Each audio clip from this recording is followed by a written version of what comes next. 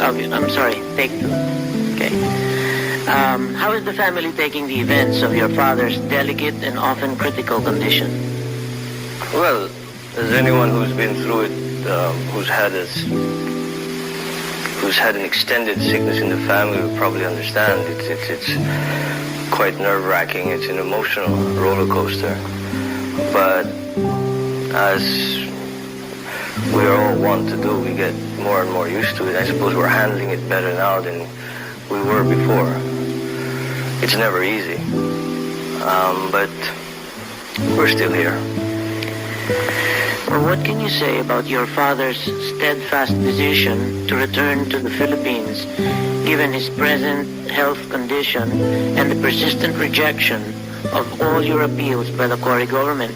Do you still think it is a good decision? Oh, yes, certainly.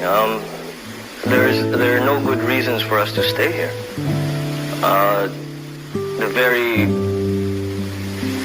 The very basic fundamental question is whether or not we belong here. We do not.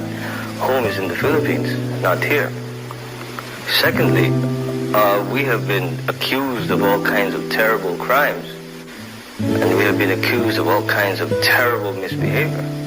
And the place to answer that is in front of the Filipino people, not in front of the American media, not in front of the American public, not in front of the American political system, but in the Philippines.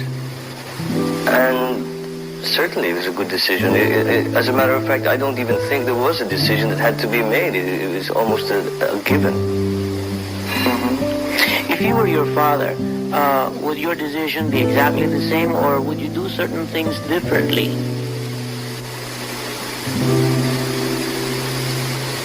Certainly the question as to whether or not one should return home is not really a question any longer. To go home, certainly, yes. Do things differently? Who knows? It's very hard to say. I wouldn't be one to second guess him, but perhaps we see things in a different light now than we did 3 years ago. Mm-hmm. Has the family discussed any plans in the event of the inevitable happening, God forbid, to your father? Oh, certainly, yes.